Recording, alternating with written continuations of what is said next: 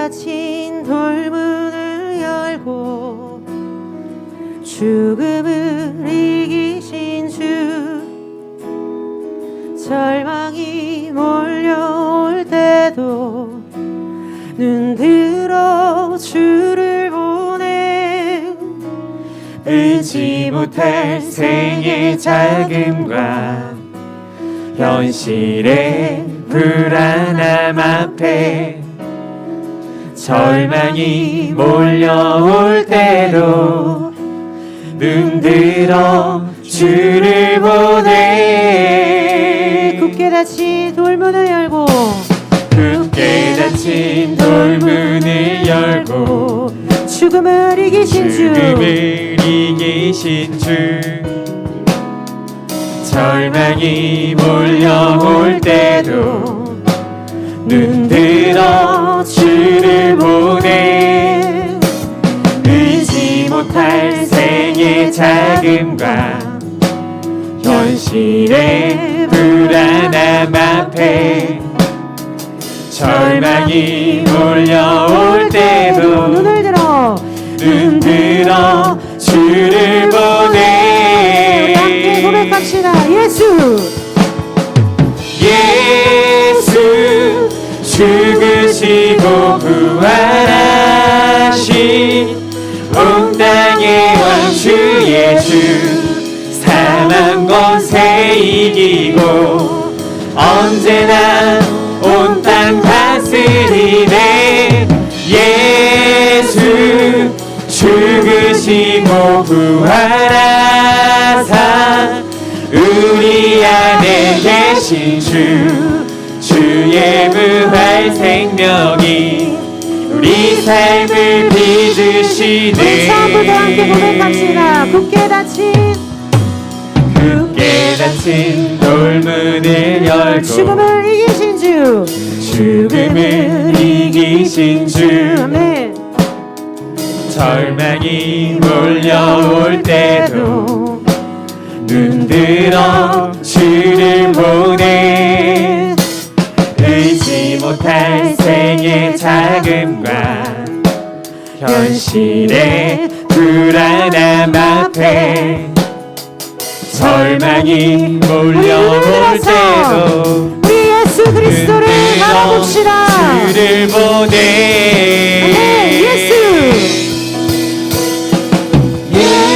예수 죽으시고 부활하신 온 땅의 왕 주 예수, 사망 권세 이기고 언제나 온 땅 다스리네.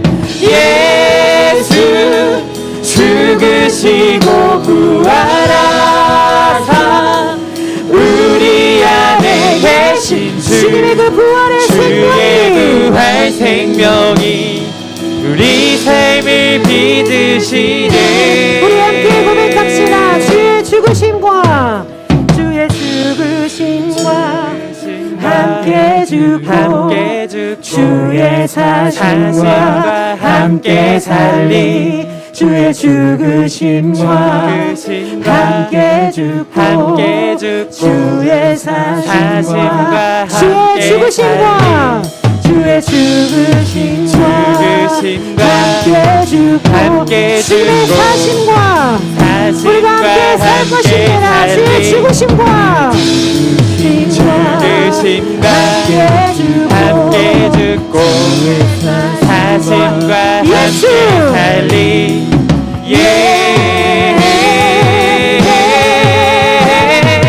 예수 죽으시고 부활하신 온 땅의 왕 주 예수, 사망 권세 이기고 언제나 온 땅 다스리네.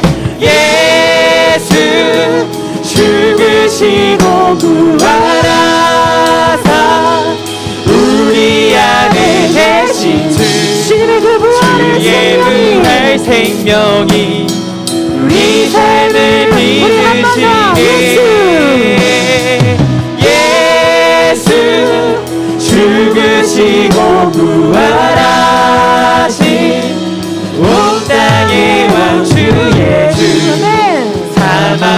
곳에 이기고 언제나 온 땅 다스리네. 예수 죽으시고 부활하사 우리 안에 계신 주, 주의 부활 생명이 우리 삶을 믿으시네. 예수 그리스도께서 우리를 위해 부활하시며 우리에게 생명으로 오셨습니다. 아멘. 아멘. 아멘.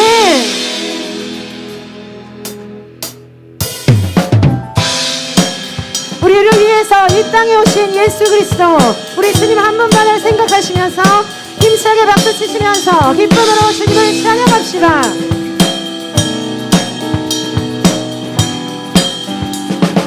내 마음 다해, 내 마음 다해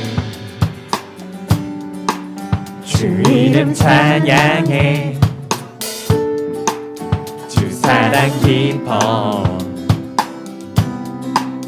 말로 다 못하네. 주 앞서가며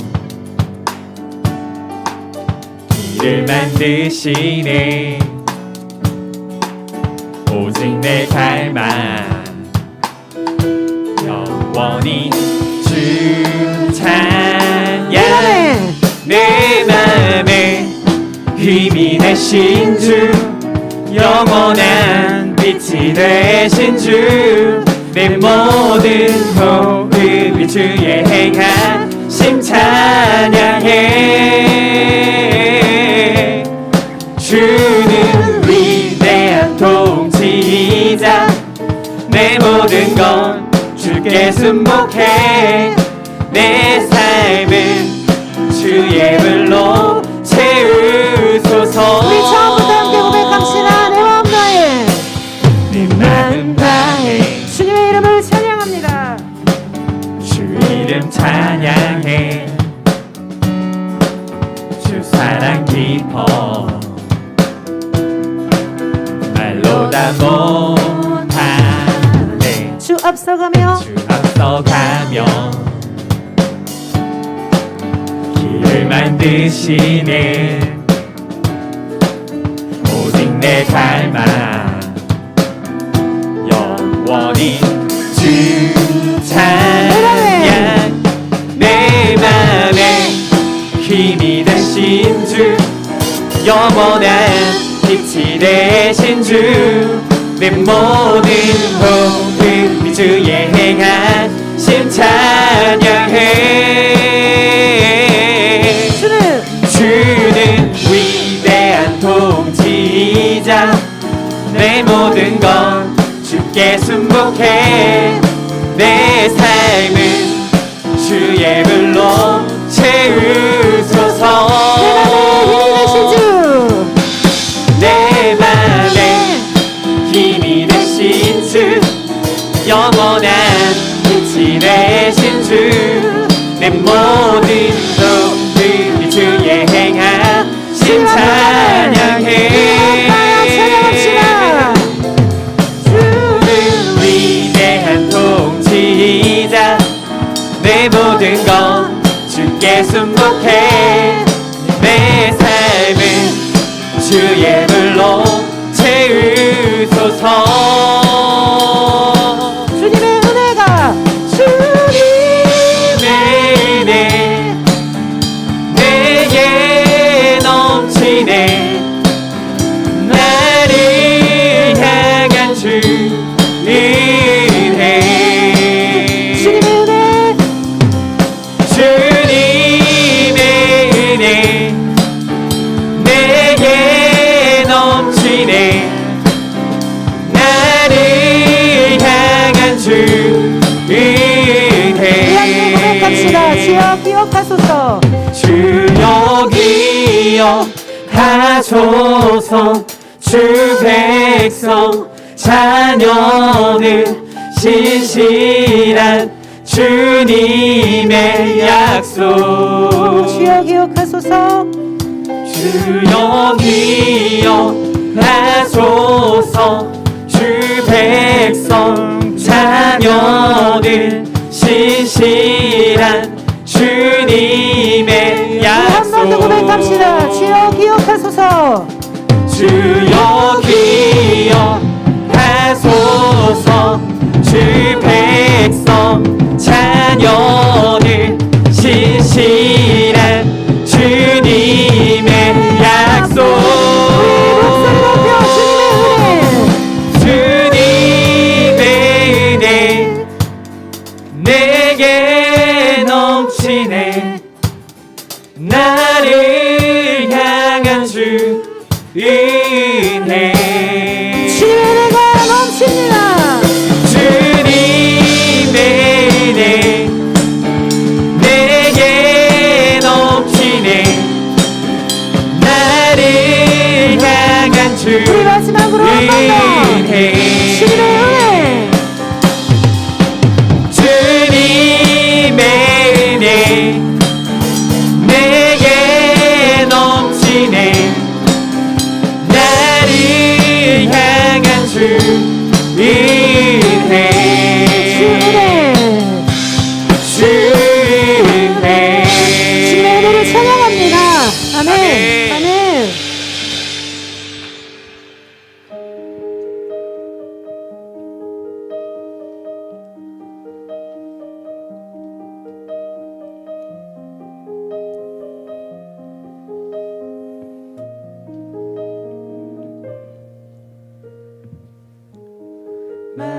말씀이신 예수 진실하신 초대 사랑으로 그 진리로 주께 와서 듣고 주님께 배우라. 몸으로 보이신 예수께 주님 말씀하소서. 주님 말씀하소서. 듣기 원해요. 인도하소서. 따르기 원해. 두려움 쳐넘어 온전한 나라. 참된 생명의 길로 영원한 길로. 말씀이신 예수. 말씀이신 예수 진실하신 초대 사랑으로 그 진리로 주께 와서 듣고 주님께 배우라. 몸으로 보이신 예수께 주님 말씀하소서. 주님 말씀하소서. 듣기 원해요. 인도하소서. 따르기 원해. 두려움 쳐넘어 온전한 나라. 생명의 길로. 참된 생명의 길로 영원한 길로. 우리 처음부터 함께 고백합시다. 말씀이신 예수 진실하신 초대 사랑으로 그 진리로 주께 와서 듣고 주님께 배우라. 몸으로 보이신 예수께. 우리 주님께 함께 고백합시다. 주님 말씀하소서. 주님 말씀하소서. 듣기 원해요. 인도하소서. 따르기 원해. 두려움 쳐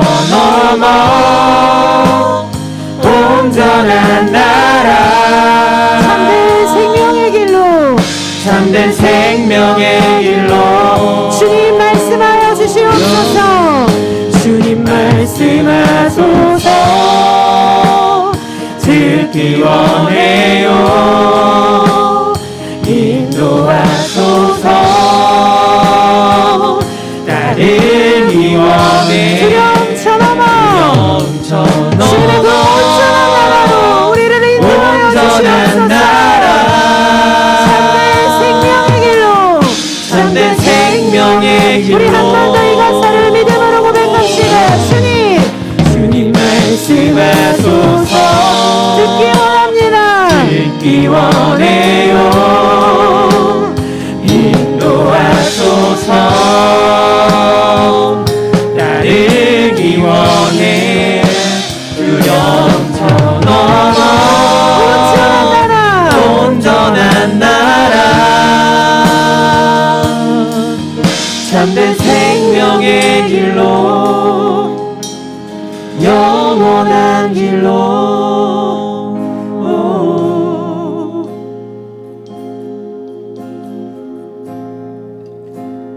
주 말씀 향하여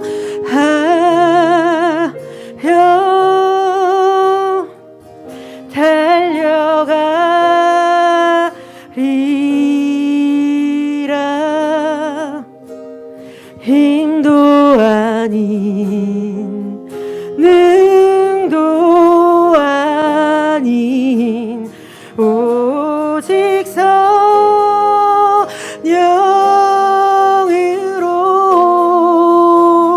주 얼굴 향하여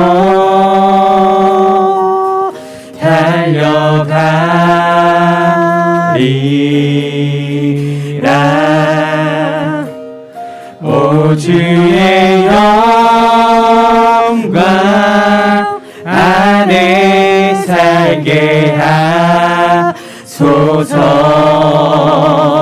주 말씀 향하여 믿음으로 나아갑시다. 주 말씀 향하여 주 말씀 향하여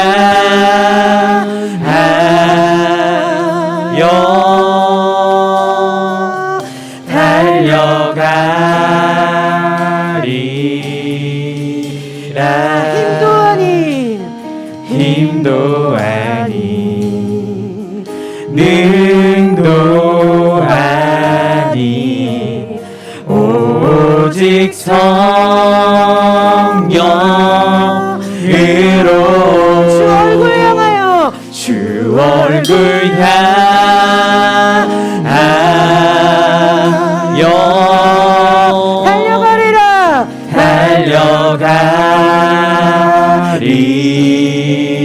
달려가리라. 오 주의 영광 안에 살게 하소서. 우리 목소리 높여 주 말씀 향하여 믿음으로 나아갑시다. 주 말씀 향하여 달려가리라. 달려가리라.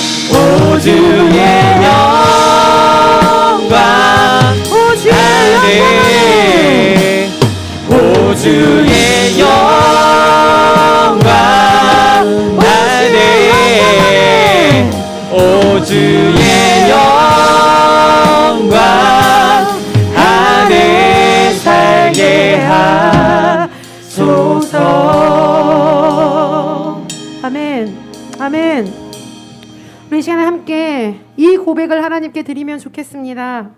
주님, 말씀하여 주십시오. 주님의 말씀을 듣기 원합니다.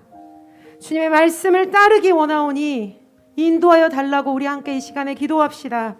그래서 하나님의 사랑과 말씀과 능력이 우리의 삶이 실제가 되어 우리의 삶의 기쁨과 감사와 평강이 충만하기를 함께 기도하기를 원합니다. 또 말씀 전하시는 목사님을 놓고서 선포하는 자, 듣는 자 우리 모두가 하나님의 사랑 안에 거하며 주님을 깊이 알아가는 시간이 될 수 있게 해달라고 우리 이 시간에 마음을 다하여 목소리 높여서 하나님께 간절히 기도하도록 하시겠습니다. 기도하시겠습니다. 주님, 우리 안에 그리스도의 생명의 말씀을 부어주시옵소서. 하나님만을 원하고 아버지만을 간절히 바라오니 주여 이끄시고 사랑의 하나님이여 인도하여 주시옵소서. 아버지를 의지하고 선하시고 완전하신 하나님 한 분만을 바라봅니다. 주여 기름 부어주시고 성령 하나님이 역사하여 주시옵소서. 아버지를 의지합니다. 선하시고 완전하신 하나님 한 분만을 바라봅니다. 주님 향하여 주님 와기 원하오니 하나님의 말씀이 우리를 이끄시고 하나님의 말씀이 우리 안에 거함을 하나님 믿음으로 나아갑니다. 주여 기름 부어주시옵소서.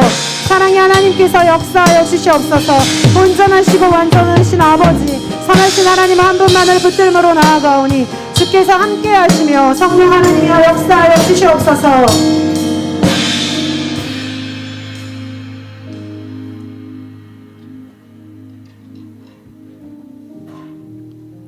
안녕하세요. 네, 안녕하세요. 9일기 최미선입니다.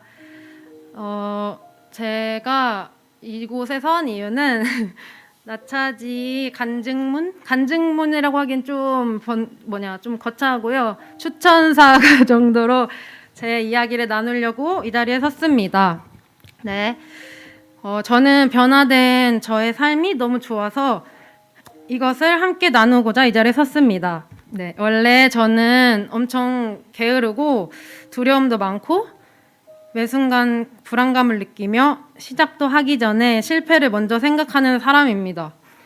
너무 불안정한 사람이라서 일반적인 삶을 사는 것이나 관계를 이어가는 것도 힘들어했습니다. 그러다 보니 매일매일 사는 것이 버겁고 매 순간 스트레스를 받다 보니 몸도 망가져갔습니다. 불과 2달 전만 해도 눈 뜨자마자 불안하고 죽을 것 같고 숨도 잘 안 쉬어지고 우울감으로 바닥에 있던 제가 지금은 감사함으로 매일을 살고 있습니다. 행복한 게 더 어색하고 안정감을 느끼면 그것이 불안했던 제가 어떻게 지금은 감사하는 삶을 살 수 있을까요? 이게 정말 가능한 걸까요? 저도 불가능하다고 생각했습니다. 다른 사람들의 이야기이고 어쩜 이거는 그냥 불가능한 일이다라고 생각했습니다. 저를 잘 아는 사람들은 알겠지만 너무 우유부단해서 저녁 메뉴조차 잘 못 고르는 제가 확신을 가지고 말합니다. 이건 가능합니다. 위에 말한 저의 이전 모습들과 같은 사람들이 많을 거라고 생각이 듭니다. 많은 영역에서 다양하게 불안감을 느끼시고 하나님에 대한 확신도 없이 매 순간 그냥 살아있기에 사는 분들이 많을 겁니다. 지금부터 제가 어떻게 변화되었는지 말씀드릴게요. 네, 눈 뜨자마자 불안하던 제가 기도와 말씀으로 하루를 시작합니다.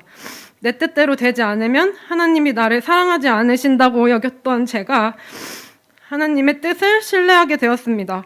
결과가 더 중요해서 실패할까 두려워 어떠한 시작조차 못했던 제가 하나님이 함께 하시는 과정이 더 중요하기에 담대해질 수 있었습니다. 당연히 저도 무너질 때가 있습니다. 이 또한 달라진 점은 이전처럼 바닥으로 가지 않는다는 것, 회복하는 속도가 빨라졌다는 점입니다. 제가 이렇게 변화된 것의 가장 큰 시작은 제 자신을 직면했다는 것입니다. 그게 작년에 나차지를 하면서 제 자신을 보게 되었는데 솔직히 너무 힘들고 아팠어요. 내가 이렇게 악하다고? 내가 나에게 기대한 모습들이 있는데 제 실체는 참 보기 힘들 정도로 최악이더라고요. 그 힘든 시간들을 지나면서 제가 원하지 않는 일도 많이 일어났어요. 그것을 받아들이기도 힘들었어요. 제가 잡고 있던 것들을 놓아야 했었거든요. 그렇게 힘든 시간들을 보내면서 제가 꼭 지켰던 것이 있는데 이 모든 것을 하나님 안에서 했다는 거예요. 여러분, 나의 악함과 연약함을 직면하고 그것을 나누는 것 어렵죠? 저도 그 시간을 겪으면서 많이 울기도 하고 힘들었어요. 하지만 그 시간이 있어야 지금과 다른 삶을 살 수 있습니다. 저는 솔직함에 힘이 있다고 생각합니다. 하나님 앞에서도 사람들 앞에서도 솔직하게 이야기하세요. 나누는 것도 연습이 필요합니다. 어렵지만 결단을 하시고 그 자리로 나아가시길 바랍니다. 그때 변화가 일어날 겁니다. 저 같은 사람도 하나님이 만지니까 변했습니다. 여러분, 이전과는 다른 선택을 하세요. 구원은 온전히 하나님의 은혜이지만 사모하는 마음이 필요한 것 같아요. 제가 구하고 가만히 있었는데 이렇게 변화된 게 아니에요. 하나님과 더 가까워지고 싶어서 말씀 읽기와 새벽 기도를 선택했고 우울하기보다 기쁨을 선택한 거예요. 다른 선택을 결단하니까 하나님께서 감당할 힘을 주세요. 게으른 제가 어떻게 매일 아침 새벽 기도와 말씀으로 하루를 시작하겠습니까? 저도 신기할 정도예요. 제가 하는 게 정말 아닌 것 같아요. 지금 저 사람 앞에 나와서 뭐하나 싶은 분들도 계실 텐데 전 정말 진심이어서 이걸 나누고 싶어서 보통 이런 거 목사님이 이거 해라 이렇게 하시잖아요. 근데 전 제가 한다고 했거든요, 이거를. 아무튼 그래서 믿음의 뿌리도 없이 상황이나 환경에 의해서 흔들리고 무너지고 평생 그렇게 살 줄 알았는데 이제는 이전과 상황이 달라지지는 않았지만 주님이 내 삶을 선하게 인도하실 것을 정말 믿기에 지금 당장 앞이 보이지 않아도 두렵지 않아요. 다 뜻이 있거든요. 하나님은 살아계시고 결국 선하게 인도하실 분이거든요. 더 이상 결과보다 매 순간 하나님께서 함께 하시는 과정이 더 중요하거든요. 이런 변화들이 생기니 이제야 제대로 신앙생활을 하는 것 같고 매주 예배도 기다려져요. 이 모든 게 가능합니다. 고민이 되신다면 하세요. 그 한 발자국 내딛은 용기를 보시고 하나님께서 기뻐 받으시고 도와주실 거예요. 지난번 목사님 설교처럼 하나님의 실제가 우리 삶에 임하길 바라고 참 자유와 평안을 누리시길 함께 기도하겠습니다. 감사합니다.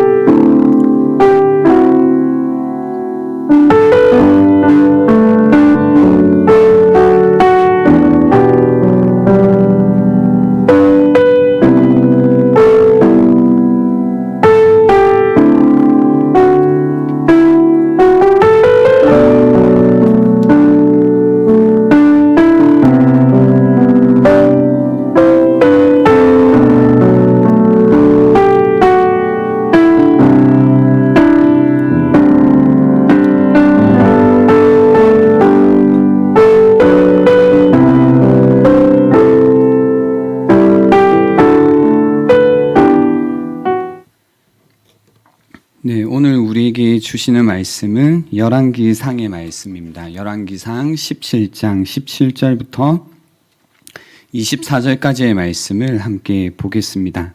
열왕기상 17장 17절부터 24절까지의 말씀입니다. 한 절씩 교독하도록 하겠습니다. 2일 후에 그 집 주인 되는 여인의 아들이 병들어 증세가 심히 위중하다가 숨이 끊어진지라.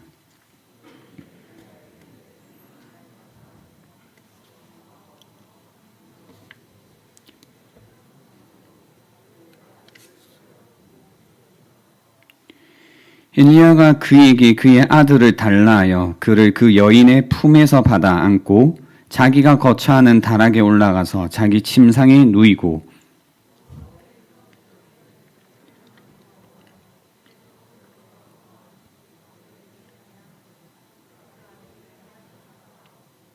그 아이 위에 몸을 3번 펴서 엎드리고 여호와께 부르짖어 이르되 내 하나님 여호와여 원하건대 이 아이의 혼으로 그의 몸에 돌아오게 하옵소서 하니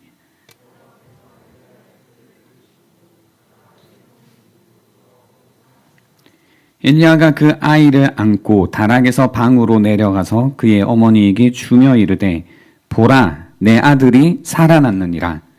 여인이 엘리야에게 이르되 내가 이제야 당신은 하나님의 사람이시오 당신의 입에 있는 여호와의 말씀이 진실한 줄 아노라 하니라. 아멘. 기도하겠습니다. 하나님 감사합니다. 오늘도 이 시간 우리의 생각과 또 우리의 뜻과는 다르더라도 다시 한번 우리의 마음을 울리는 주님의 음성을 듣는 시간 될 수 있도록 도와주시옵소서. 감사드렸고 예수님의 이름으로 기도드립니다. 아멘. 우리 옆에 분들 바라보시면서요. 하나 미소와 함께 이렇게 인사하겠습니다. 함께여서 감사합니다. 네, 함께여서 감사합니다. 코로나 확진자가 그 1일 평균 20만 명에 육박했습니다. 엄청나죠? 언제 이렇게 됐을까? 이럴 때 예수님을 믿는 사람들은 한 명도 안 걸리면 좋을까요? 한 명도 안 걸리면 그런 거 있잖아요. 뭔가 하나님을 자신 있게 전할 수 있을 것 같은 마음. 봐라. 하나님을 믿으니까 코로나도 피해간다. 그죠? 근데 교회 다니는데 저 사람은 왜 걸렸냐? 저 사람은 가짜다. 참고로 저도 걸렸던 거 알고 계시죠? 예. 그래서 그런 거 있잖아요. 진짜는 하나님이 다 지켜주셔서 다 피해간다. 그래서 그 하나님을 모르는 사람들에게 막 하나님을 이런 걸로 드러내고 싶은 마음이 있습니다. 근데 한번 생각해 보세요. 이런 논리가 여러분이 지금까지 해오신 신앙을 기준으로 볼 때 건강한가요? 절레절레예요? 좋습니다. 근데 정말 절레절레인가요? 왜냐하면 이런 생각 정말 안 하세요? 나만 어떤 문제가 없으면, 나만 괜찮으면, 내가 좋으면 그 문제없고 괜찮고 좋은 것으로 하나님을, 그러니까 나를 드러내는 것도 아니에요. 하나님을 드러내고 싶은 마음. 다 코로나가 걸려도 네, 잠시만요.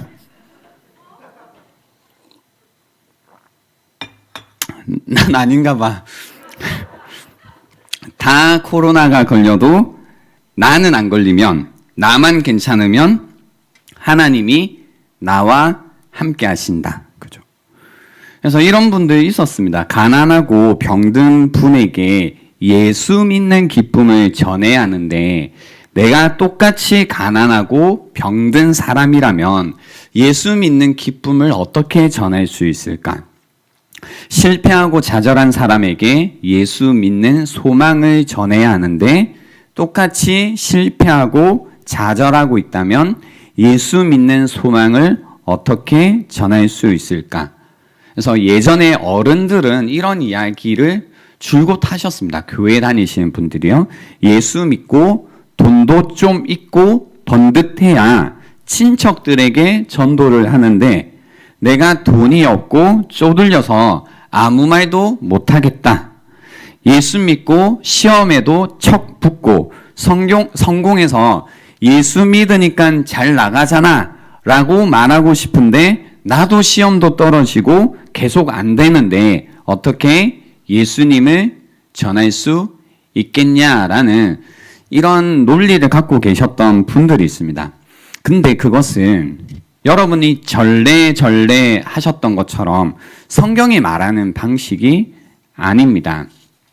하나님께서 이스라엘을 깨우기 위해 가뭄을 보내십니다. 어제 수련회에서 들으셨던 말씀을 잘 기억을 해보시고요. 오늘 이 자리에 처음 오신 분들은 이 말로 시작하시면 됩니다. 아, 하나님이 이스라엘 백성을 깨우기 위해서 가뭄을 보내셨구나. 그래서 저희가 함께 읽진 않았지만 17장 1절 열왕기상 17장 1절에 보시면요. 길르앗에 우거하는 자 중에 디셉 사람 엘리야가 아합에게 말하되 내가 섬기는 이스라엘의 하나님 여호와께서 살아계심을 두고 맹세하노니 내 말이 없으면 수년 동안 비도 이슬도 있지 아니하리라 라고 해서 가뭄을 선포합니다. 그러고는 어떻게 되냐면요. 2절에 보시면 여호와의 말씀이 엘리야에게 임하여 이르시되 너는 여기서 떠나 동쪽으로 가서 요단 앞 그릿 시냇가에 숨고 그 시냇물을 마시라. 내가 까마귀들에게 명령하여 거기서 너를 먹이게 하리라 라고 하십니다. 그러니까 가뭄을 선포하고요. 실제로 그 가뭄이 임하죠. 그 가뭄 가운데 이제 엘리야에게 하신 여호와의 말씀이 뭐냐면 너 이제 그 안 좋은 말 했기 때문에 큰일 날 수 있으니 도망가라. 숨어라 라고 하신 거죠. 또 이제 가뭄이기 때문에 뭐예요? 거기에 있는 시냇물을 마시고 내가 까마귀들에게 명령해서 거기서 너를 먹여줄게 라고 하신 겁니다. 그리고 실제로 약속하신 말씀대로 해주세요. 5절 6절에 보시면 그가 여호와의 말씀과 같이 하여 간 거죠. 곧 가서 요단 앞 그릿 시냇가에 머무네. 신기한 일이 벌어집니다. 까마귀들이 아침에도 떡과 고기를 저녁에도 떡과 고기를 가져왔고 그가 시냇물을 마셨으나 라고 합니다. 와우, 그죠? 초자연적으로 하나님께서 까마귀를 보내서 먹을 것을 주십니다. 신기하죠? 여러분 새가 갖다 주는 거 먹어보신 분 계신가요? 되게 신기한 일이죠? 근데 가만히 생각을 해봐요. 신기하다. 근데 까마귀가 먹을 것을 주는 게 그렇게 좋은 일일까? 신기하긴 한데 좋을까라는 생각이 듭니다. 처음에나 신기하지 밥은 안 신기해도 되니까 엄마가 주는 게 최고지 않나요? 까마귀가 주는 게 좋아요? 아니죠. 그러니까 그 까마귀가 먹을 것을 주는 게 사실 생각해보면 그렇게 또 좋은 것도 아니야. 근데 7절에 보시면요. 이런 상황입니다. 가뭄을 선포되고 실제로 비가 오지 않고 그 가운데 하나님께서 엘리야를 숨기시고 그 숨은 자리에서 까마귀를 보내서 먹을 것을 공급하시고 그 시냇가의 물을 마시고 있는 상황입니다. 7절에 보시면 땅에 비가 내리지 아니함으로 그러니까 가뭄이 시작된 거죠. 얼마 후에 그 시내가 마르니라라고 합니다. 여기서 여러분 지금 이 그 시내는 누가 있는 시내인가요? 엘리야가 있는 시내죠. 하나님께서 보내셔서 물이 공급되고 있던 그 시내입니다. 근데 그 시내가 지금 어떻게 됐다고 해요? 어떻게 됐어요? 말랐어요. 이게 중요하죠. 그 시내가 마릅니다. 근데 여러분 생각해 보십시오. 그 시내는 마르면 돼요, 안 돼요? 안 돼요. 그 시내는 마르면 안 됩니다. 다른 시냇가는 다른 물들은 다 말라도 하나님의 사람 엘리야가 있는 그 시내는 마르지 않아야 합니다. 근데 마르죠. 무슨 얘기냐면 똑같이 가뭄을 경험하고 있다라는 겁니다. 근데 이스라엘을 깨우기 위해서 하나님께서 가뭄을 보내셨다고 했습니다. 어제 말씀드렸지만 물이라는 것은 생명을 상징합니다. 그래서 가뭄이라는 것은 생명 없음을 의미하고 즉 죽음을 상징하는 거죠. 이스라엘에게 가뭄을 보내셨다라는 것은 죽음의 위협을 느낌으로써 살 길을 찾아 하나님께 돌아오도록 하기 위한 수단이라고요. 근데 엘리야에게 이게 필요해요? 필요 없어요? 필요 없죠. 엘리야는 가뭄을 경험할 필요가 없습니다. 그는 이미 하나님의 음성을 듣고 하나님께 있는 자죠. 하나님의 사람이죠. 그러니까 이런 목적이라면 굳이 엘리야가 이런 가뭄을 경험해야 되나? 오히려 하나님께 있으니까 그 시내는 마르지 않아야 되는 게 아닐까라는 생각이 듭니다. 이게 우리가 보통 하는 생각입니다. 그죠? 엘리야는 그럴 필요가 없습니다. 그래서 어떻게 이 말씀이 이어지냐면 왜 시내가 마를까라는 의문이 들 때 8절 9절에 보시면 여호와의 말씀이 엘리야에게 임하여 이르시되 뭐라고 할까요? 내가 숨겨둔 마르지 않은 샘이 있다. 뭐 이럴 것 같잖아요. 근데 어떻게 하시냐면 너는 일어나 시돈에 속한 사르밧으로 가서 거기 머물라. 내가 그곳 과부에게 명령하여 내게 음식을 주게 하였느니라 라고 말씀하십니다. 그죠? 다른 시냇가, 마르지 않은 시냇가를 알려주셔서 가뭄 속에서도 하나님의 사람 엘리야만큼은 가뭄과 상관없는 삶을 살게 하시는 게 아니라 동일하게 가뭄을 경험하게 하시고 가뭄을 경험함 가운데 보내신다고요. 가부에게로. 엘리야도 가뭄의 고통 속에 거하게 하십니다. 그래서 이것을 통해서 우리가 알 수 있는 것은 문제가 없는 것이 성경이 말하는 방식이 아니라는 겁니다. 이해가 되시나요? 우리의 마음이라는 걸 한번 생각해 보세요. 그리고 우리가 듣는 귀, 우리의 마음과 우리가 듣는 귀는 내 고통과 상관없는 사람들 그리고 상황에는 열리지 않습니다. 사실 들리지가 않습니다. 반대로 내 마음과 나의 귀는 내 고통과 함께 있는 자들에게는 열리게 되어 있습니다. 그래서 하나님은 마르지 않는 샘을 주시는 것이 아니라 이스라엘의 고통 한가운데로 엘리야를 보내 거기에 머물게 하고 계십니다. 여러분 이 이야기의 지금 흐름을 잘 이해하셔야 됩니다. 그죠?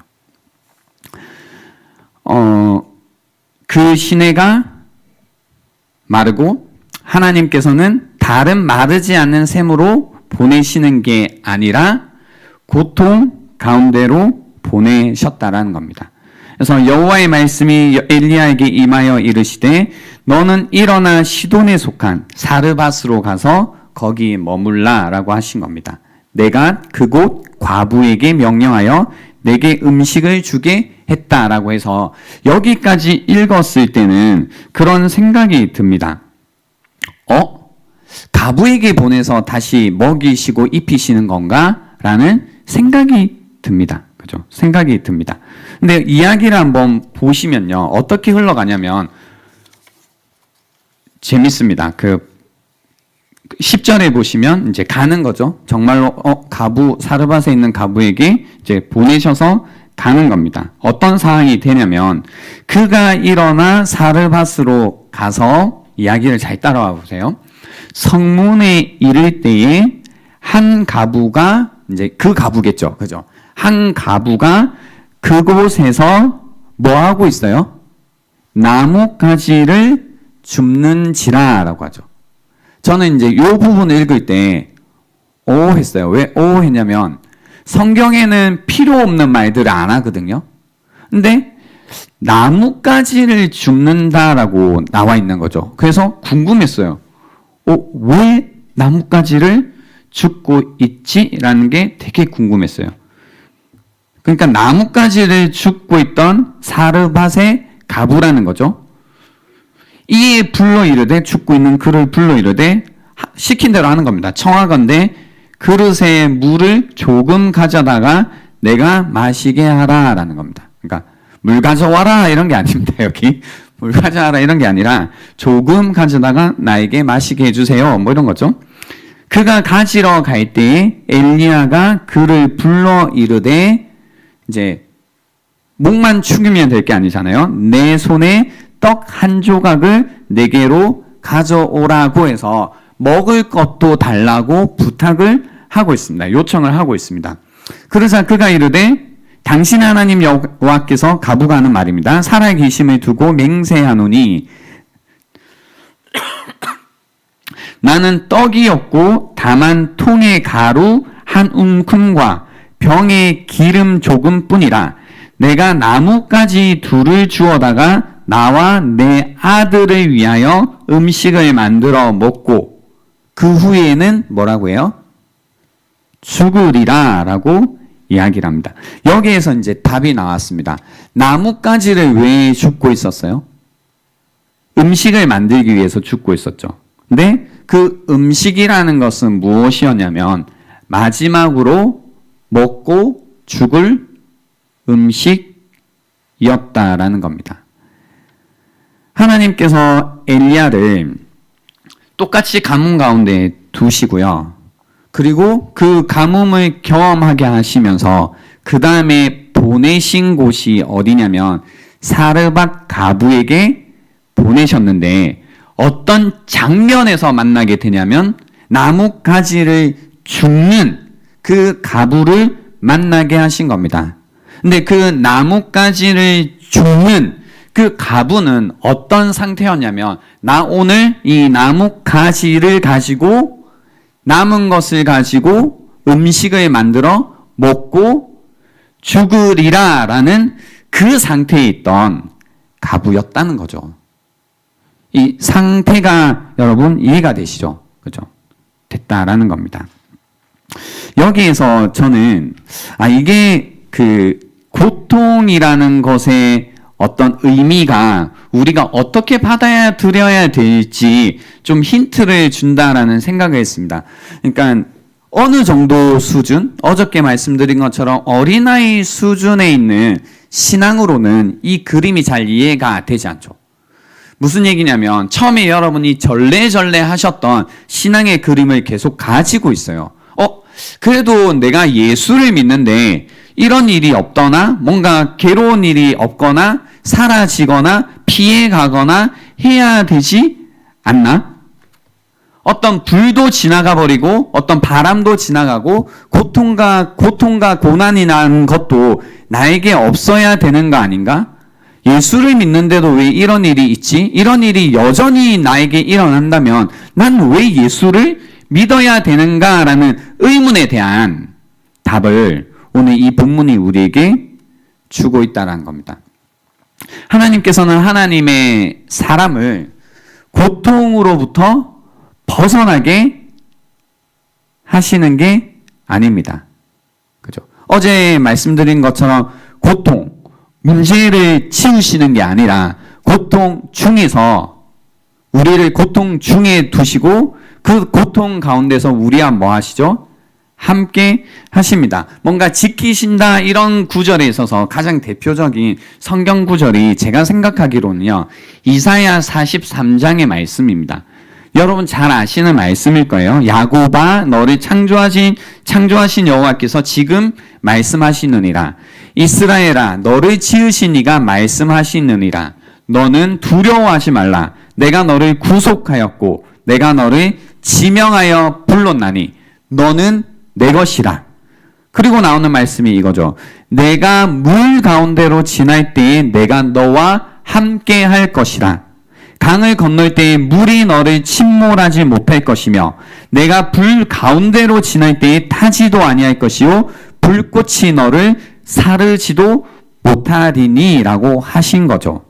그러니까 우리는 이 말씀을 어떻게 오해하냐면 물이 없고 강을 건너지 않고 불이 없는 인생으로 생각할 때가 많은 건데 말씀을 자세히 보면요. 뭐예요? 물 가운데로 뭐 할 때에? 지날 때라고 하죠. 그때 너와 함께 할 것이라고 하시는 겁니다. 동일한 약속입니다.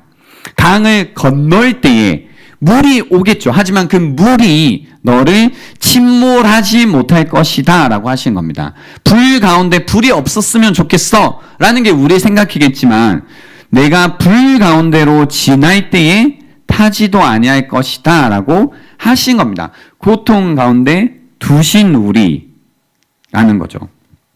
그리고 그런 우리를 보내시는데요. 고통으로부터 벗어나게 하신 게 아니라 고통 중에 있는 곳으로 우리를 보내고 계신다라는 겁니다. 그리고 우리를 보내서요, 누구를 만나게 하시냐면 나무 가지를 줍고 있는 사람들을 만나게 하신다라는 겁니다. 저는 바라기는 우리의 신앙이 이 지점까지 자랐으면 하는 마음입니다. 그래야만 우리가 경험하고 있는 이 고통 중에 두신 나의 삶을 이해할 수 있게 되고, 그리고 나의 삶을 하나님께서 어떻게 하시기 원하시는지를 이해하게 될 거다라는 겁니다. 하나님은 고통 중에 있는 우리를, 그죠, 나뭇가지를 줍고 있는 가부에게로 보내십니다. 저는 나뭇가지를 줍는 게 처음에는 재밌다기보다 이 나뭇가지를 줍는 모양이었다가요, 계속 이것을 읽다 보니까 나뭇가지를 줍고 있던 그 모습이 굉장히 뭔가 극적이고, 그 안에 느껴지는 어떤 그 비통한 마음과 마지막에 그 마지막이라는 그 절망의 그 행동으로 다가오기 시작하더라고요. 그래서 처음에는 왜 나뭇가지를 줍는 게 눈에 들어왔을까 했다가, 저는 이런 말씀이 눈에 들어올 때는 빠짐없이 이 말씀을 꼭 드리려고 하는데요. 혹시 이 말씀을 듣고 계신 분들 중에 사르밧 가부와 같은 마음으로 나뭇가지를 줍고 계신 분들이 계시다면, 혹시나 그런 분들이 계시다면 나 이거 마지막으로 주어서 이것 한번 하고 죽으리라 라는 마음을 가지신 분들이 계시다면 오늘 이 본문의 말씀을 잘 보시기 바랍니다. 하나님께서는 가장 연약한 자, 과부잖아요. 그러니까 이 시대의 여자로 사는 것도 굉장히 연약한 상태인데 거기에 과부면 보호자도 없는 상태죠. 그러니까 보호자가 없고 연약한 과부에게는 가뭄이 모두에게 힘들지만 더 견디기 힘든 사람이었다라는 겁니다. 그죠?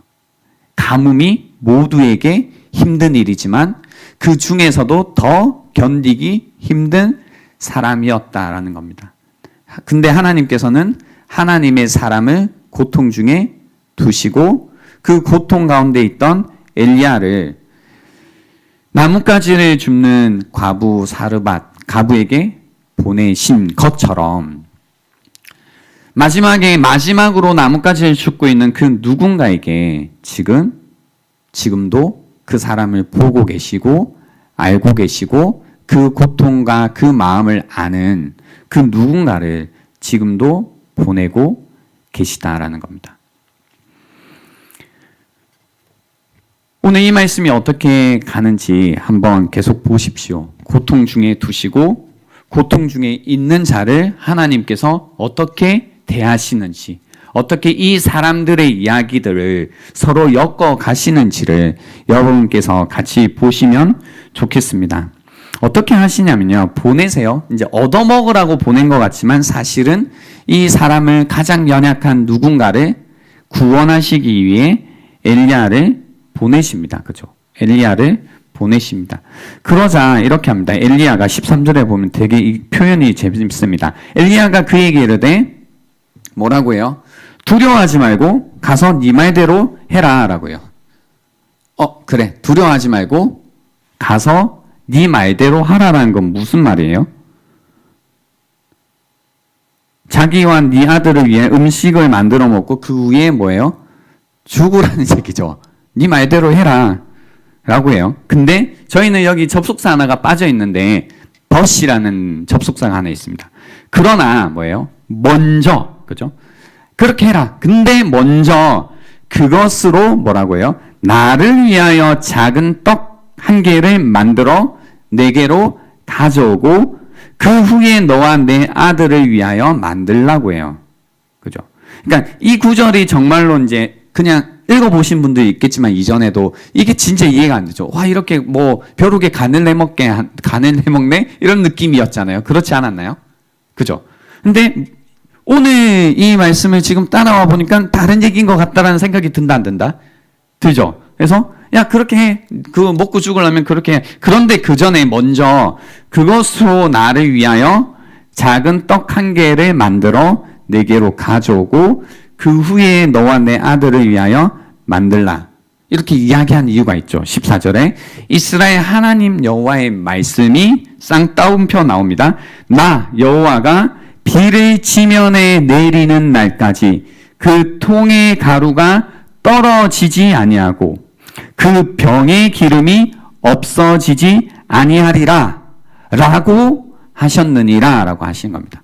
야, 그래, 그거 먹고 마지막으로 죽겠다고? 그렇게 해라. 두려워하지 말고 그렇게 해. 근데 그 전에 먼저 나에게 먼저 만들어줘. 근데 하나님이 이렇게 말씀하시더라. 나 여호와가 비를 지면에 내리는 날까지 그 통의 가루가 떨어지지 아니하고 그 병의 기름이 없어지지 아니하리라 라고 말씀하시더라 라고 한 겁니다. 그러자 그가 가서 엘리야의 말대로 합니다. 그랬더니 그와 엘리야와 그의 식구가 어떻게 해요? 여러 날 먹었으나 여호와께서 엘리야를 통하여 하신 말씀같이 그 통의 가루가 떨어지지 아니하고 병의 기름이 없어지지 않습니다. 마지막으로 먹고 죽어야 되는데 안 떨어지니까 죽어요, 못 죽어요? 안 죽죠, 못 죽죠. 계속 먹죠. 계속 먹는 겁니다. 계속 공급을 해 주시는 겁니다. 계속 공급해 주십니다. 엘리야를 통해서 고통 가운데 있던 경험하게 하시는 엘리야를 보내셔서 하나님이 사르밧 가부를 구원하시고 그리고 엘리야도 그것을 통해서 먹고 함께 그렇게 뭐 하고 있어요? 먹으면서 살고 있죠. 그죠? 함께 살고 있습니다. 같이 먹으면서 같이 고통 가운데서 함께 살고 있습니다. 근데 그 다음 이야기가 사실 더 슬퍼져요. 여러분 그거 있잖아요. 안 될 놈 안 된다 뭐 이런 거 있잖아요. 안 되는 사람은 계속 뭐다? 안 되죠. 그 다음 이야기를 보시면 그게 오늘 저희가 읽었던 이야기입니다. 2일 후에 그 집 주인 되는 여인의 아들이 병들어 증세가 심히 위중하다가 숨이 끊어집니다. 그죠? 겨우 이제 입에 풀칠하고 있었는데 갑자기 아들이 그 병이 들게 되고 그것이 심해져서 위중하다가 숨이 끊어집니다. 죽었다라는 이야기입니다. 여인이 엘리야에게 이렇게 말합니다. 하나님의 사람이여 당신이 나와 더불어 무슨 상관이 있기로 내 죄를 생각나게 하고 또 내 아들을 죽게 하려고 내게 오셨나이까? 라고 이야기합니다. 그죠? 나 안 그래도 죽으려고 했는데 또 이렇게 죽음을 보는 것은 다른 거죠. 그 안에 이런 마음이 드는 겁니다. 이게 무슨 일이냐? 그리고 별의별 생각 다 하잖아요. 그죠? 내 주변에 있는 누군가가, 특히 사랑하는 누군가가 어떤 일이 생기면 그것이 내 잘못인지 나 때문인지 내 죄구나 라는 생각이 듭니다. 그래서 이 말하는 겁니다. 내 죄를 생각나게 하고 생각난 죄가 있는 거죠. 나게 하고 또 내 아들을 죽게 하려고 내게 오셨나이까? 라고 이야기합니다. 엘리야가 그래 네 죄 때문에 그렇게 된 거야 라고 하지 않습니다. 엘리야가 그에게 뭐라고 하냐면요. 그의 아들을 달라고 합니다. 나에게 아들을 달라 하여 그를 그 여인의 품에서 받아 안고 자기가 거처하는 다락에 올라가서 자기 침상에 누이고 여호와께 부르짖어 이르되 내 하나님 여호와여 주께서 또 내가 우거하는 집 가부에게 재앙을 내리사 그 아들이 죽게 하셨나이까 하고 21절에 보세요. 그 아이 위에 몸을 3번 펴서 엎드리고 여호와께 부르짖어 이르되 내 하나님 여호와여 원하건대 이 아이의 혼으로 생명입니다. 생명으로 그의 몸에 돌아오게 하옵소서라고 합니다. 여기에서 이 장면 있죠. 엘리야가 지금 사실 이 사람들은 고통 속에서 뭐 하고 있었어요? 같이 먹고 마시고 같이 뭐 하고 있었어요? 살고 있었죠, 지금. 고통 가운데 함께 그 고통 가운데서 함께 먹고 사는 그때 그냥 뭐 대면 할까요, 이게? 얼마나 정이 생기고 그 안에 사랑이 있고 식구잖아요. 같이 밥을 먹으니까 식구가 되었죠. 그러고 있는데 사르밧 가부의 아들의 죽음이 엘리야에게 그냥 남의 일이었을까요? 그럴 리가 없죠. 그럴 리가 없죠. 그죠? 같이 마음이 아픈 겁니다. 그러고 나서 이 일을 하는 거죠. 그 아이의 몸을 3번 펴서 엎드렸다라는 게 어떤 그림인지 제가 연구해 보니까요. 죽은 사람이 있잖아요. 죽은 사람이 이렇게 축 누워 있어요. 그러면 그 죽은 사람 위에 자기의 몸을 포개는 장면입니다. 그래서 얼굴에 얼굴을 대고 손에 손을 대고 그 위에 몸을 쫙 펴고 있는 모습입니다. 3번을 그렇게 했다고 합니다. 3번 펴서 엎드렸다는 거. 여러분 혹시 지내시면서 누군가의 몸에 여러분이 탁 맞춰보신 경험이 있으신가요?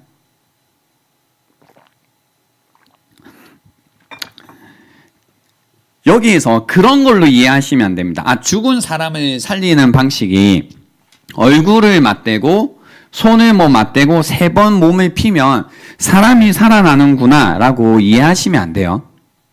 그런 이야기가 아닙니다. 방금 말씀드린 것처럼 엘리야가 지금 몸을 3번 펴서 죽은 그 아들에게 얼굴을 맞대고 있고 죽은 그 아이의 손을 맞잡고 있고 죽은 그 아이의 몸에 자기의 몸을 포개고 있는 건 그게 온 감정을 그 아이에게 뭐 하고 있어요? 감정이 쏟아지고 있는 거죠. 지금 사람을 살리는 방식으로서의 설명이 아니라 사람을 살리는 그 마음을 여기에서 보여주고 있다는 겁니다. 사람을 살리는 방식이 아니라 사람을 살리는 그 한 사람의 그 간절한 마음을 지금 성경은 이렇게 묘사하고 있습니다. 저는 이 장면이 참 이렇게 감정이 막 이렇게 돋아오는 그런 장면이었습니다. 얼마나 간절했으면 죽은 사람에게 얼굴을 맞댔을까? 그죠? 죽은 사람에게 얼굴을 맞대고 손을 잡았을까? 이런 경우는 거의 없잖아요. 사실 여러분 뭐 죽은 사람을 보신 적도 적겠지만 영화나 드라마나 죽은 사람에게 맞대는 그런 장면은 진짜 사랑하는 어떤 연인이거나 아니면 사랑하는 아이에게 부모나 엄마나 그럴 수 있는 장면이죠. 얼굴을 맞대고 죽은 사람에게 그 몸을 껴안는 장면은 그 정도의 애정이 없으면 하지 않는 모습이라는 겁니다. 그런 마음으로 엘리야는 아이 위에 몸을 3번 펴서 엎드리고 간절히 기도하는 겁니다. 그죠? 그렇게 부르짖었더니 여호와께서 엘리야의 소리를 들으심으로 그 아이의 혼이 생명이 몸으로 돌아오고 살아납니다. 그래서 엘리야가 그 아이를 안고 다락에서 방으로 내려가서 그의 어머니에게 주며 이르되 보라 네 아들이 살아났다라고 이야기를 하십니다. 그리고 오늘 이 이야기 속에서 가장 클라이막스인 구절이 나옵니다. 살아난 것보다 어떤 의미에서는 더 클라이막스인 구절입니다. 24절에 보시면 여인이 엘리야에게 이르되 내가 뭐라고 해요? 이제야 당신은 하나님의 사람이시오. 당신의 입에 있는 여호와의 말씀이 진실한 줄 아노라라는 고백을 합니다. 이제 알게 되었습니다. 라는 이야기를 하는 겁니다. 이제야 알았습니다. 당신이 하나님의 사람이시고 하나님의 사람인 당신의 입에 있는 여호와의 말씀이 진실인 줄 알았다라는 이 고백을 하게 되는 겁니다. 여러분 이 고백의 의미를 여러분 한번 묵상해 보십시오. 그죠? 사르밧 가부 어떤 마음이었을까요? 나뭇가지를 줍고 있던 여인이었습니다. 그 안에 있던 그 비참함과 처참함이 결국은 그녀로 하여금 어떤 최후의 선택의 길로 인도했겠죠. 그러니까 절망 가운데 살고 있던 이 여인이었습니다. 와서 사실은 마르지 않는 떡을 주고 뭔가 가루가 있고 기름이 마르지 않아도 알았겠죠. 아, 참 신기한 일이다. 계속 그래도 먹게 해주시니 뭐 고맙긴 하네. 뭐 그냥 죽지는 못하겠다 이런 마음이었겠죠. 근데 언제 이 사르밧 가부가 알게 되냐면요. 지금 이 장면이 있은 다음에 그의 아들이 살아나고 난 다음에 이 고백을 하는 겁니다. 내가 이제야 하나님, 당신은 하나님의 사람이시오. 당신의 입에 있는 여호와의 말씀이 진실한 줄 아노라라고 이야기를 하시는 겁니다. 그 누구보다 그의 현실이 무거웠던 사람입니다. 그 현실이 컸던 사람입니다. 그 현실이 괴로웠던 사람입니다. 그 사람이 이제 알았습니다라고 당신의 입에 있는 말씀, 여호와의 말씀인 줄 알겠고 여호와의 말씀이 진실인 줄 알겠다라는 이 고백은 이제 자신의 현실보다 주님의 말씀이 더 크다라는 걸 알았다라는 이야기입니다. 이해할 수 없을 때가 있죠. 분노가 일어날 때가 있습니다. 어딘가를 향해서 삿대질을 하고 싶은 상황이 있습니다. 그 상황에서 어떤 이야기도 들리지 않습니다. 하나님의 말씀, 뭐 사랑한다고 은혜 하나님이라고 다 필요 없어. 무슨 소리야? 무슨 얘기예요? 건방진 게 아니라, 교만한 게 아니라 그의 현실이 너무 무겁다라는 이야기를 하는 겁니다. 내 삶이 너무 고통스럽다라는 이야기를 하는 겁니다. 그 무엇보다 나의 이 고통이 그 무엇보다 진실이다라는 이야기를 하고 있는 거죠. 근데 그녀가 이렇게 고백하는 겁니다. 이제 내가 알았습니다. 여호와의 말씀이 진실한 줄, 그것이 진리인 줄 알았다라는 고백을 하는 겁니다. 이제 하나님의 말씀이 나의 현실보다 크다라는 것을, 나의 현실보다 하나님의 말씀이 옳다라는 것을 알았다. 그때 할 수 있는 고백이라는 겁니다. 여러분은 정말로 아셨습니까? 여러분의 고통과 고난과 괴로운 현실보다 주님의 말씀이 더 크다라는 것을, 더 옳다라는 것을 더 진실로 여러분이 깨닫고 계신가요? 우리는 알지만 모르잖아요. 알죠? 여러분 삶 가운데 경험했던 하나님의 은혜가 있고 그분의 공급하심이 있고 그분의 보호하심이 있습니다. 그것으로 우리의 생명을 연장시키면서 살아왔습니다. 그래서 때가 되면 감사의 고백도 하고 하나님의 은혜로 살아왔음을 고백하기도 합니다. 근데 이 사르밧 가부처럼 알지만 모르죠. 하나님의 은혜 알아요. 하나님의 은혜로 내가 사는 것도 알고 하나님이 계신 것도 알고 하나님 살아 계신 것도 알죠. 하지만 그분이 살아 계시고 그분이 여전히 나를 향해 어떤 것들을 공급하심을 알지만 모르죠.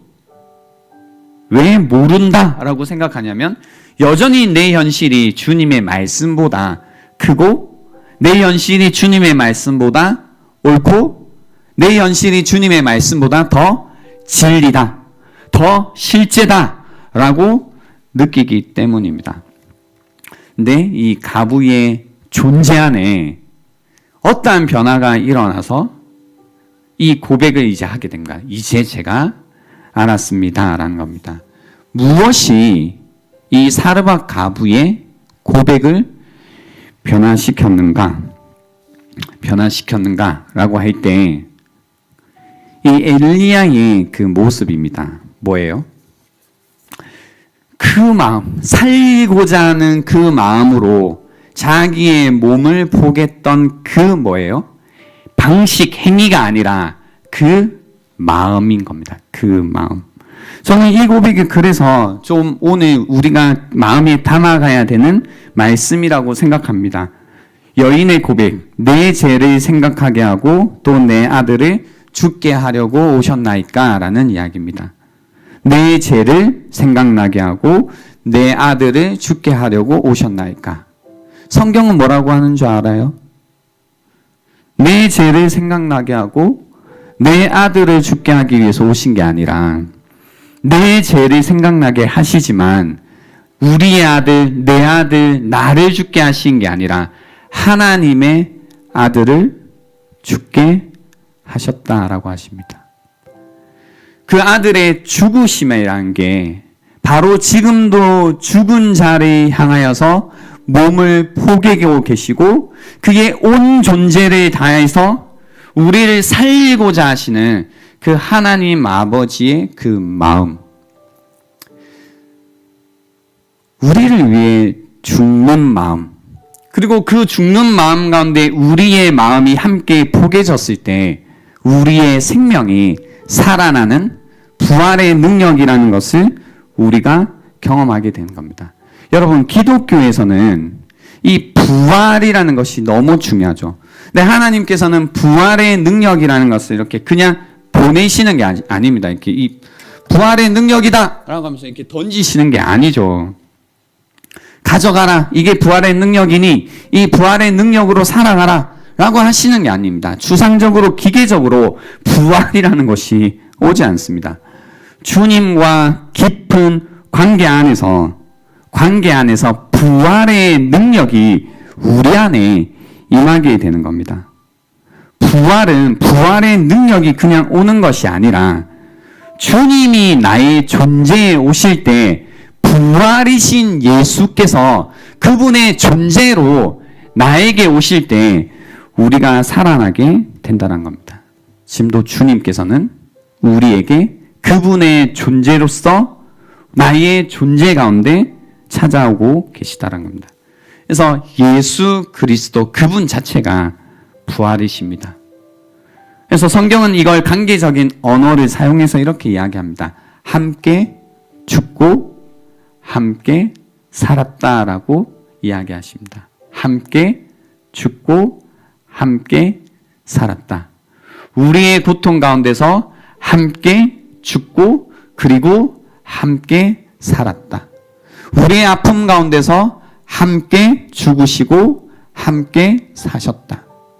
우리의 좌절 속에서 함께 죽으시고 함께 사셨다.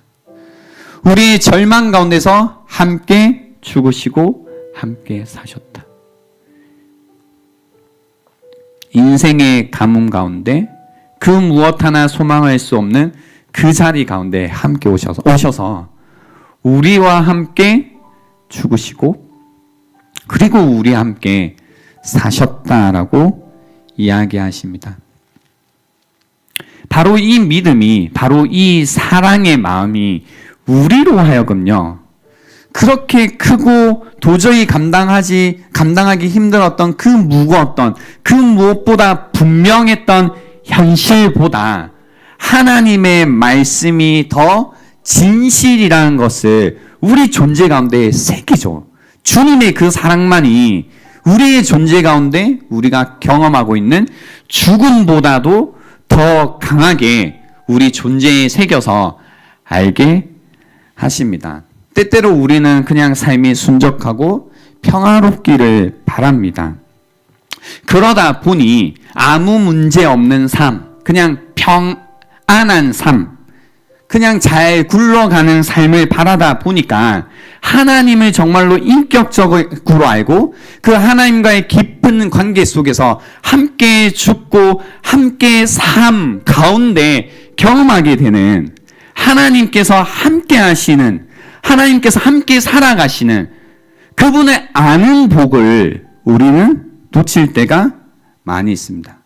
우리 인생이 언제 복된 인생이냐면 주님과 함께 죽고 함께 사는, 하나님께서 함께 살게 하시는 인생이 우리에게 복된 인생이라는 겁니다. 주님이 이것을 너무나 분명하게 예수 그리스도를 이 땅에 보내심으로써 우리에게 확증해 주셨습니다. 우리의 삶 가운데 고통밖에 없는 우리의 삶 가운데 그분의 아들이신 예수 그리스도를 보내셔서 우리의 죄를 위해 나 대신 죽게 하셨습니다. 우리의 문제는 우리를 위해서 죽으신 이 예수 그리스도를 모른다는 것, 여전히 그 마음을 모른다는 것, 죽어있는 우리에게 여전히 찾아오셔서 그의 삶을 맞대시고 지금도 살기를 간절히 바라시는 그 마음을 모르는 것이 우리의 고통의 가장 큰 원인이라는 겁니다. 여러분, 그 어느 때보다 힘들고 괴로운 시기를 보내고 있습니다.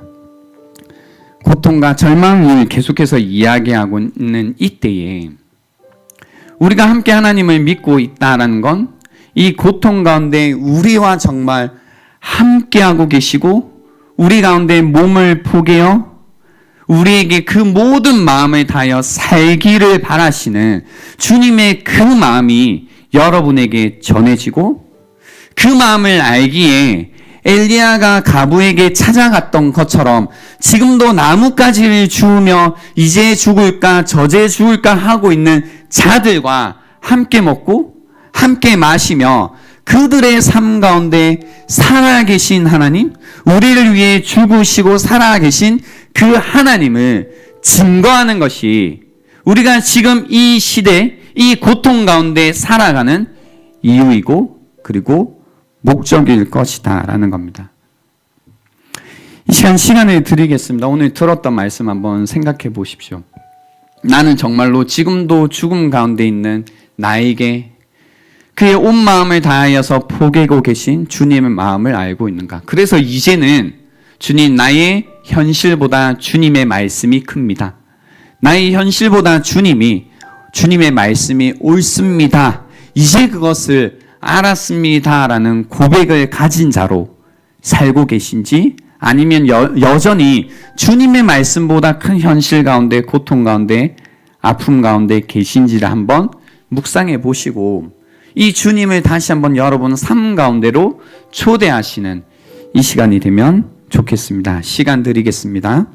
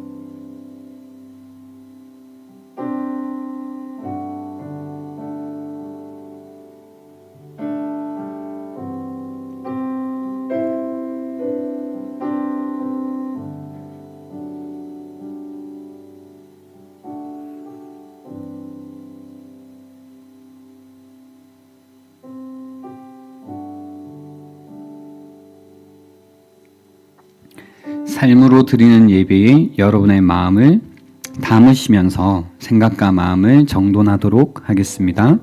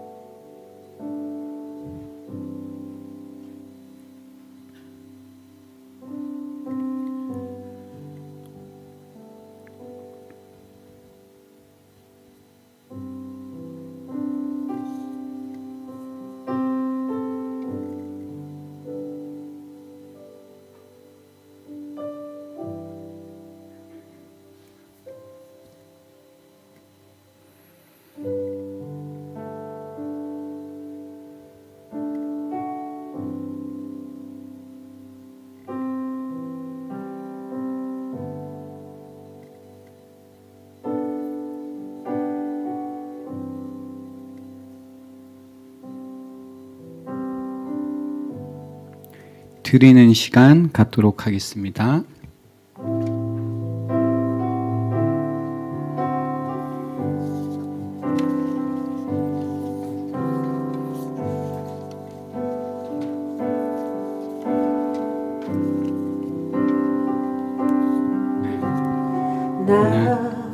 기다리며 견뎌왔네.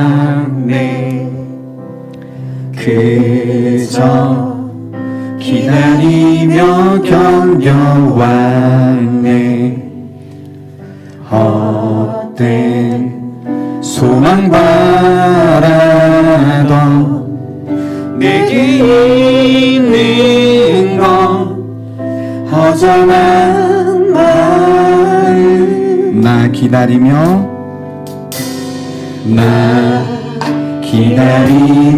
견뎌왔네. 그저 기다리며 견뎌왔네. 헛된 소망 바라던 내게 있는 건 허전한 마음. 내 곁에 계신 내 아버지, 그의 사랑을 잊고 있었네. 살아 견뎌온 시간 모두 아시는 아버지 마음, 그 사랑으로 만지시네. 내 맘 깊은 곳을 채우시네. 그는 모든 것 푸는 나를 찾으신 나의 아버지, 그 사랑으로 만족하네. 내 삶 주 계신 곳 머물겠네. 오직 주만 섬기리. 주와 영원히 기뻐하리. 그 사랑으로 만지시네. 내 맘 깊은 곳을 채우시네. 그는 모든 것 푸는 나를 참으신 나의 아버지, 그 사랑으로 만족하네. 내 삶 주 계신 곳 머물겠네. 오직 주만 섬기리. 주와 영원히 기뻐하리라. 우리 이 시간 함께 기도합시다. 기도할 때 우리의 고통은 하나님을 알지 못하는 것에 있습니다. 지금도 신비롭게 우리의 삶을 인도하시고 찾아오시는 그 하나님을 알지 못하는 것이 우리의 진짜 문제입니다. 이 시간 기도할 때에, 우리 함께 기도할 때에 이런 마음이었으면 좋겠습니다. 주님, 늘 곁에 계신 내 아버지, 지금도 나와 함께 하시며 나의 고통 가운데 내 마음과 함께 포기고 계신 그 주님의 마음을 알기 원합니다. 하나님 아버지의 그 사랑을 알아 이제 주님의 말씀이 나의 현실보다 큼을 아는 이 시간이 되게 도와주시옵소서. 또 혹시 이 자리에 나뭇가지를 줍는 심정으로 삶을 생각하고 있는 분들이 계시다면 이 시간 그 삶 가운데 엘리야를 보내셔서 그의 인생을 구원하시고 새롭게 하시고 하나님을 알게 하셨던 그 하나님을 찾는 이 시간이 되면 좋겠습니다. 우리의 절망 가운데 아픔 가운데 찾아오셨던 예수 그리스도의 이름을 부르며 다시 한번 소망 가운데 주님께 기도하는 이 시간이 되면 좋겠습니다. 주여 한번 같이 외치고 기도합니다. 주여! 하나님 아버지 감사합니다. 이 시간 우리가 주님께 기도하는 이 시간이 되게 하여 주셔서 감사합니다. 하나님 아버지, 우리의 삶과 우리의 마음이 더욱 주님 앞에 나아갈 수 있는 이 시간이 될 수 있도록 도와주시옵소서.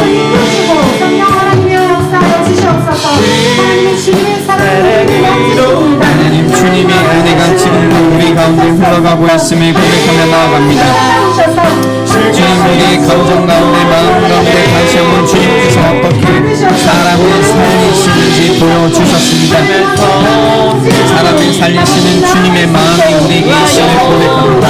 이해할 수 없고 화가 올라오고 싶다고 다시 한번 주님의 말씀이 옳다고 생각할 수 있는 이 시간이 되게 하여 주시고 이 시간 불안과 마음이 상한 우리 상황에서도 하나님의 말씀이 더 크다는 것을 인정하며 고백하며 나아갈 수 있는 이 시간이 될 수 있도록 도와주시옵소서.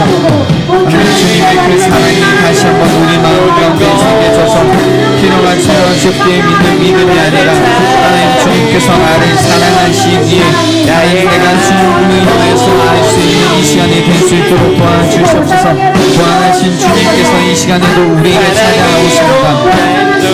주님이 나의 존재로 찾아오십니다. 이 시간 다시 한번 주님을 알게 하여 주시고 주님이 하나님께서 사시게 하는 나의 인생이 될 수 있도록 도와주셔서 하나님 가운데 다시 한번 주님을 알게 하여 주시고 하나님 다시 한번 나의 마음과 나의 기도 고통 가운데 있는 자들에게 열릴 수 있는 이 시간이 될 수 있도록 도와주셔서 주님을 도와주시옵소서.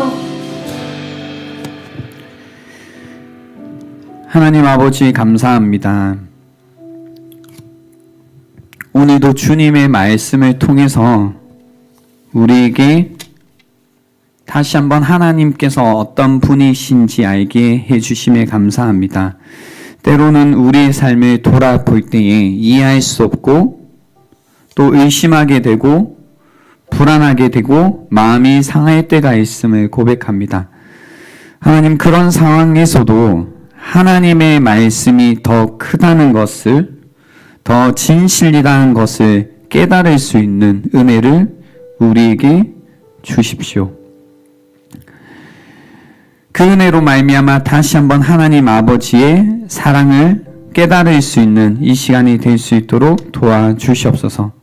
하나님을 아는 것이 우리에게 참된 복이고 구원임을 알게 하여 주셔서 우리에게 존재로 다가오신 부활이신 주님의 능력이 다시 한번 주었던 우리의 삶을 되살리는 이 시간이 될 수 있도록 도와주시옵소서. 또한 하나님 우리의 마음과 귀가 주변에 있는 고통 가운데 있는 자들의 고통의 소리와 아픔을 들을 수 있도록 도와주시옵소서. 그들에게 우리의 마음과 우리의 귀가 열려서 엘리야를 보내셔서 살리신 것처럼 우리를 보내셔서 주님께서 살리시는 그 놀라운 구원의 역사 가운데 우리가 함께할 수 있도록 도와주시옵소서. 감사드렸고 예수님의 이름으로 기도드립니다. 아멘.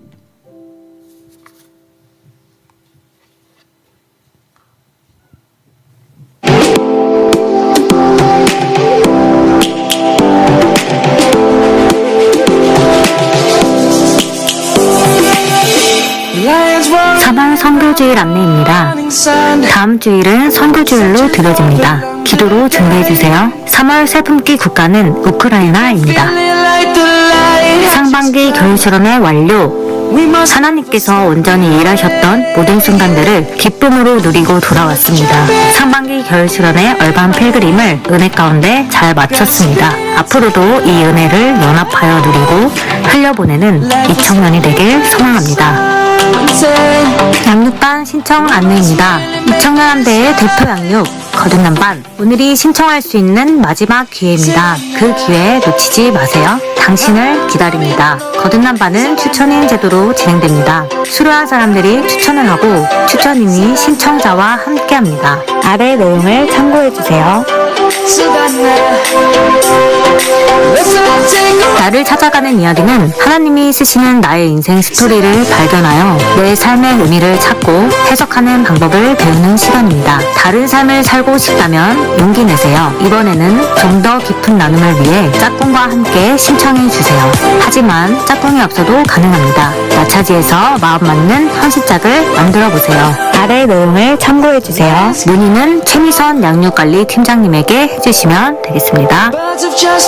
입당 예배 안내입니다. 3월 12일 토요일 3시 새성전에서 입당 예배를 드립니다. 입당 예배는 온 교인이 참석하여 모든 걸 풍성히 누리게 하신 하나님께 감사의 마음을 올려드리는 시간으로 드려집니다. 이청년함대원도 온세계교회의 일원으로 함께 예배해요. 창업 축하 안내입니다. 구자기 배동희 자매가 공감 네일이라는 이름의 숍을 오픈합니다. 모두 한마음으로 축하해주세요.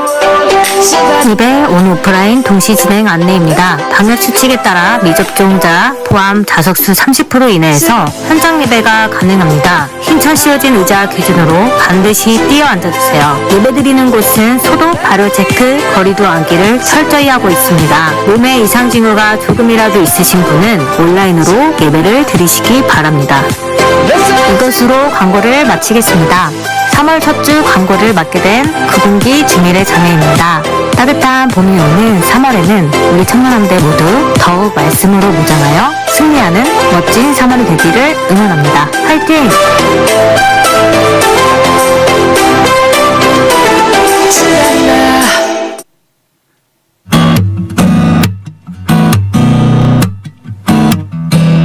낯선 사람과 익숙한 사람들 서로 같은 마음을 가지고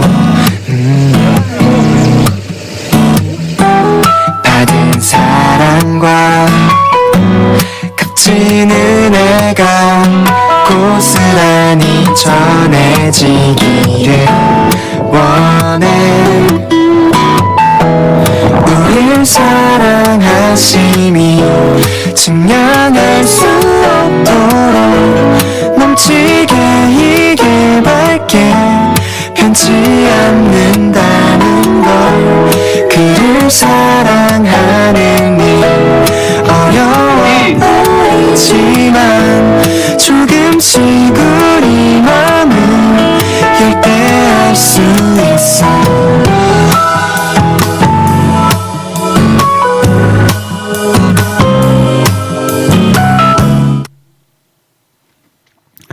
네, 추가 광고 드리겠습니다. 우선 어제로 저희 수련회가 마쳤는데요. 수련회를 위해서 애써주신 모든 분들과 또 참여해주신 모든 분들께 우리 감사와 격려의 박수를 한번 보내도록 하겠습니다. 네, 감사합니다. 뭐가 감사하냐면 어떤 이제 그 행사죠. 행사가 진행되기 위해서는 그 행사를 그 힘을 다해 섬겨주시는 분들이 필요하고 또 힘을 다해 섬겨준 그 자리에 오셔서 마음껏 누려주시는 분들도 필요한데요. 이번에 그 모든 것들이 잘 이루어져서요. 너무너무 감사한 마음입니다. 다가오는 토요일에요. 저희 이제 보시는 것처럼 신관, 새성전이 다 건축이 되고 또 이렇게 건축된 다음에는 이거에 대한 감사의 마음으로 입당 감사 예배라는 것을 드리게 됩니다. 그래서 3월 12일 토요일 오후 3시에 신관 3층, 4층 그레이스 홀에서요. 입당 감사 예배가 있습니다. 온 세계 교회 교인이라면 또 함께 다 참석해서요. 하나님께 영광을 돌리고 또 기쁨을 나누는 시간이 되면 좋겠습니다. 저희가 이제 교회가 그 인원이 많다 보니까 그 다 이렇게 흩어져 있는 느낌이 있잖아요. 많아서. 근데 요럴 때 같이 한번 딱 모여 보는 겁니다. 누가 우리 온세계 교회 그 가족인지를 확인해보는 그런 시간입니다. 또 덤으로 오시면 선물과 또 간식이 준비되어 있으니까요.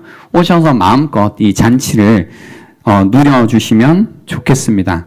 그리고 이제 그 새성전을 짓고 나서 교회에서 바라는 게 뭐냐면 하드웨어를 새롭게 만들었기 때문에 그 안에 소프트웨어를 새롭게 하기 원해서요. 금요일마다 once again 하늘을 여는 기도회로 준비합니다. 그래서 매주 금요일마다 외부 강사를 모셔서 은혜를 나누는 시간을 갖습니다. 그래서 강사분들도 잘 확인해 주시고 그동안 오지 않으셨던 분들도 뭔가 은혜를 받고 싶고 뭔가 하늘을 한번 열어보고 싶고 기도하고 싶은 마음이 있으시다면 매주 금요일 8시에 요 기도에 함께 참석해 주시면 좋겠습니다. 그리고 공동의회가 있습니다. 다음 주 주일에 3부 예배 시간에요. 작년에 저희가 장로님들, 권사님들, 안수집사님들을 선출했잖아요. 근데 그때 이제 완전히 결정된 게 아니고 한 번 더 투표를 통해서 완전히 확정합니다. 이분들을. 그래서 여러분에게도 자격이 있습니다. 투표를 하실 자격이 있기 때문에요. 3월 13일 주일 3부 예배가 11시 예배입니다. 11시 예배에 참석하셔서 마지막 점을 찍는 거죠. 이분들이 우리 교회를 위해 섬겨주시면 좋겠습니다. 라는 이 확정의 자리에 함께 주시면 좋겠습니다. 그리고 양육반 지금 계속 모집 중에 있습니다. 여러분 주변에 이 사람이 양육반을 꼭 받았으면 좋겠다. 받으신 분들이 알아요. 그죠? 이게 어떤 건지. 그래서 받으신 분들이 주변에 보시고 이 친구 이거 좀 받았으면 좋겠다. 받으면 신앙적으로 더 성장할 텐데 하나님을 이제는 알았습니다. 이런 고백을 할 것 같다라는 분이 계시면 잘 이야기를 하셔서요. 초대해 주시면 좋겠습니다. 마지막으로요. 코로나가 지금 20만 명이 넘어가다 보니까 우리 주변에도 또 우리 가족들 중에서도요. 코로나에 확진되시는 분들이 많습니다. 그죠? 많습니다. 그래서 원칙은 뭐냐면 우리 안에 뭔가 증상이 있으시면 그 증상이 있고 내가 밀접 접촉을 하신 게 있다면 자가 키트를 해보시고요. 한 줄이다. 그리고 증상이 없다 하시면 마음 편하게 오시면 됩니다. 그렇게 했는데 어떤 일이냐면 아무 책임을 여러분에게 묻지 않을 겁니다. 그죠? 그래서 편하게 오시고요. 근데 만약에 검사를 했는데 2줄이 떴는데도 오겠다 하시면 안 되고요. 또 증상이 있어요. 이렇게 목에 갑자기 막 이렇게 칼칼해지고 기침이 막 많이 나고 몸살 기운이 있다. 이러시면 온라인으로 이제 예배를 드리시고 참석을 하시는 걸 권해드립니다. 뿐만 아니라 지금도 이제 온라인으로 예배를 드리고 계신 분들이 많거든요. 제가 예전에 코로나 확진됐을 때 저도 온라인으로 예배 드릴 때 뭔가 마음이 어떠했냐면 좀 그랬어. 막 이렇게 뭔가 나도 저 자리에 같이 있고 싶은데 그러지 못해서 좀 마음이 그랬거든요. 그래서 들리실지 잘 모르겠지만 다 해볼게요.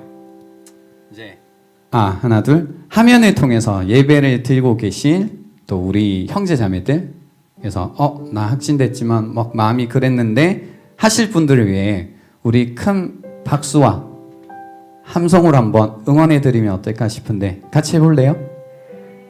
여러분도 잘 들어보십시오. 하나 둘 셋 하면 화이팅 한번 하겠습니다. 하나 둘 셋 화이팅!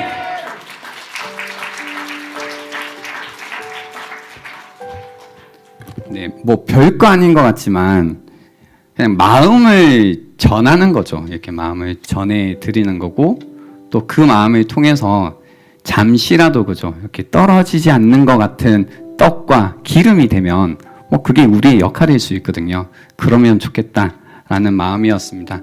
이렇게 여러분 이번 한 주간 보내실 때 선한 일에 용기를 가지시고 악을 악으로 갚지 마시고 연약한 여러분의 이웃들과 가족들을 돌아보시는 한 주간이 되면 좋겠습니다. 하나님께서 우리의 고통 가운데 함께 하십니다. 기도하겠습니다. 지금은 구원자 되시는 예수 그리스도의 은혜와 하나님 아버지의 변함없는 사랑과 성령님의 위로 교통하심이 이 자리에 머리를 숙여 다시 한번 그 하나님의 사랑을 이제 알았다고 고백하는 자들에게 지금부터 영원토록 함께 있을지어다. 아멘.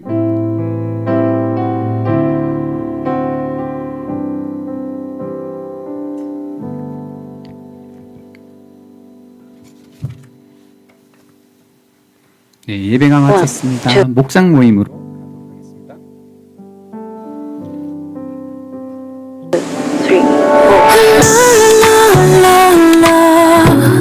아버지께로 가네.